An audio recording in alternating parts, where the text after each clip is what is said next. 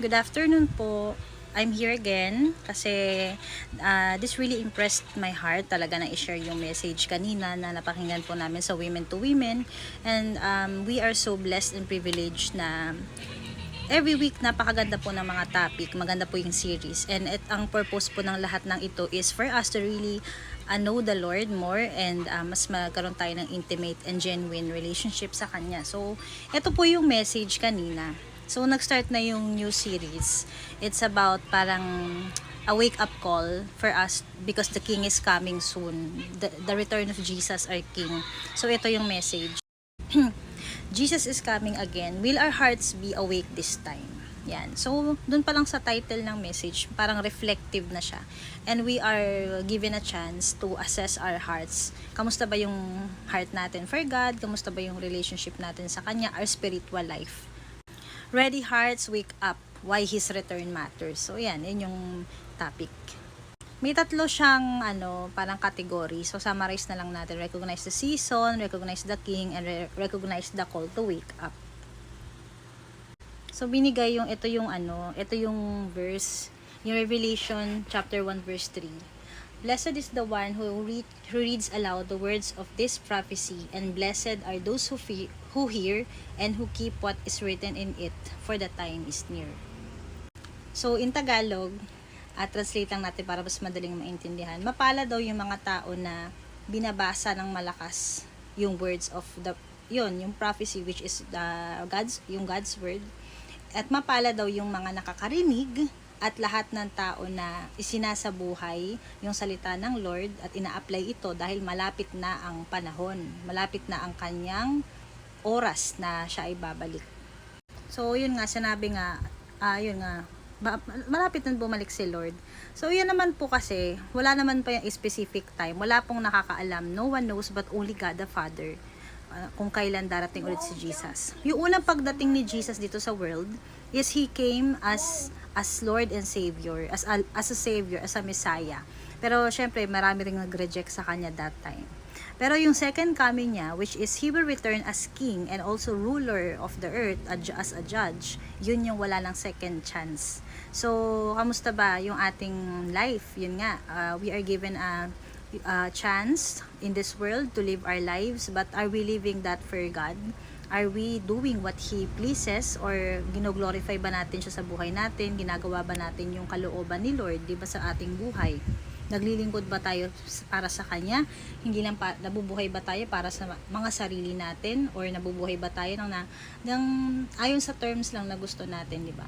So yung recognize the season, parang syempre lahat naman nga tayo, we are going through tough times, lalo ngayon ang hirap po ng buhay. May mga nakalagay din po doon na yung mga nangyayari po sa atin ngayon is yan, yung nagkakagulo na sa mundo. Actually, itong pati yung system ng natin, yung kalakaran ngayon sa gobyerno, sa politika, di ba? Ang gulo-gulo, ang daming mga, talagang we are living sa end times na, kasi nga, people are lovers of self, lovers of money, greed, lustful, ganyan. So, yan. Yun yung mga parang birth pangs ba, na signs na malapit dumating si Lord. That this will all have to unravel or take place. Sabi dito na, you know how to interpret the appearance of earth and sky, but why do you not know how to interpret the present time? Pero may mga signs na yun yung mga tinutukoy na malapit na siya dumating, di ba? At nangyayari na lahat yun. So yan, yung recognizing the season, meaning yung mga situation natin ngayon, these are allowed by God for us to really come to Him, 'di ba? Mas maging malapit tayo sa Kanya. So the prophecy should transform the way we live. So upon knowing God's word talaga, kahit na minsan yung situation natin sa life, it will tend us na parang madali tayong ma-distract, 'di ba? At nafo-focus tayo sa mga pinagdadaanan natin sa present situation. Pero yun, dito tayo mas dapat na ipakita natin that we are sticking to God's word, we are trusting in God and totally surrender everything to Him. We should practice a life of holiness and faithfulness and deeper intimacy with God. So when we know that Pa iba kasi nagpapanik, hala malapit dumating si Lord, anong gagawin ko? Parang bigla kang magpapanik ka. Teka, yung ginagawa ko ba is glorifying kay God? Yung ginagawa ko ba is will ba ni Lord to for me? Kasi mahirap nung to miss the mark eh. Mamaya yung ginagawa mo pala is wala naman pala sa kalooban ng Lord o hindi niya plano niya sa'yo. Paano yun? Tapos dumating na siya. Will He be happy na daratnan kanyang ganito, ganyan? Parang natatakot sila. So, para bang natetense, which is dapat maging anticipating daw tayo sa pagbabalik ni Lord. Hindi tayo magkaroon ng takot, pride, or anything sa heart natin na magkaroon tayo ng kasiguraduhan na when sinabing Jesus is coming soon, excited tayo as believers, 'di ba? And magkaroon tayo ng urgency para doon sa mga mahal natin sa buhay na hindi pa nakikilala si God. Magkaroon tayo ng compassion sa kanila na i-share na agad talaga si Jesus kasi we are running out of time.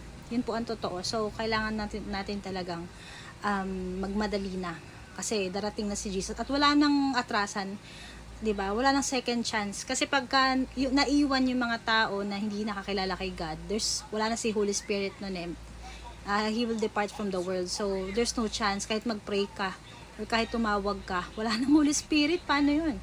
So cut na yung natin kay Lord noon. So nakakatakot. Ayoko isipin yun, yung sasapitin ng mga hindi nakakilala kay Christ.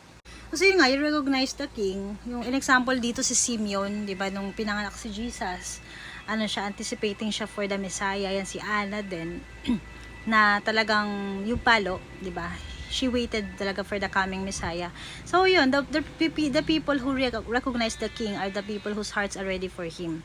So hindi lang yung active in religion, knowledgeable, pero spiritually unprepared naman.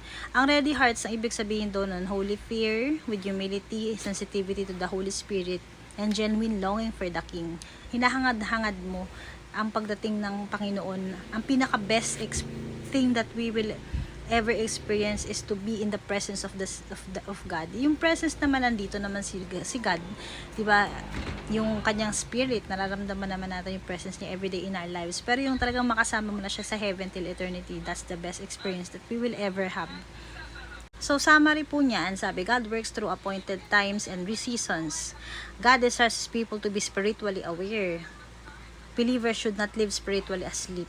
Prophecy is meant to prepare us, not entertain us. Spiritual sensitivity matters. Many miss Jesus' first coming despite knowing scripture. Obedience positions us for understanding. Yan. Ang ganda nga nung question, sir. So, reflective. Binibigyan tayo ng chance to assess our hearts. Sabi dito, ayan, which part of the message spoke to you the most? Recognizing the season, recognizing the King, or waking up spiritually? What has been distracting your heart from intimacy with Jesus today? Lately. What is one practical way you can keep your heart spiritually awake this week? Many of us, kasi ang focus natin ngayon, para bang kaya tayo nabubuhay. Totoo naman kasi mahirap yung buhay ngayon. Ako parang to assess my heart.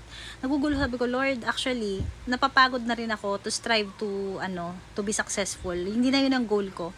Kasi, aanhin mong maging successful ka, yumaman ka, magkaroon ka ng maraming pera, or ma-achieve mo tong mga bagay na to. Kasi lahat naman to temporary lang. Tapos dumating na si Lord, anong sense? Hindi naman natin madadala yan sa heaven. Kasi ang kailangan lang talaga is yung ating heart and soul for God. Yung ginawa natin, yung ginawa natin for Jesus while we are still here. How we serve Him, how we are being bold and courageous enough to share Him, to share the gospel to the people around us. So, nakakahanga po yung mga tao na yung talagang nabubuhay sila. Kahit ganun lang yung buhay nila, simpleng-simple lang. Hindi sila naghahangad na kahit anong bagay sa mundo. Ang hangarin lang na puso nila is makapaglingkod sa Panginoon at magtanim para sa eternity. Di ba? Yung ganun, mamahagi ng, mag-win ng souls for the Lord. Kaya siguro sabi ko, up to na, wala pa akong work. Gaga-apply naman ako, pero wala pa akong trabaho. Tapos yung mga ginagawa kong sideline, hindi na rin ayoko i-pressure yung sarili ko to really sobrang mag-strive hard na kung talagang hindi ko, ito lang yung kaya ko. Pero syempre ginagawa ko yung best ko kasi kailangan naman natin ng money. That's true. In reality, we need money now to survive, para makabili ng pagkain, ganyan-ganyan. Pero hindi yun yung magiging parang end game mo na pag hindi ka mayaman, wala ka ng wala nang sa isa yung buhay mo. Hindi totoo yun.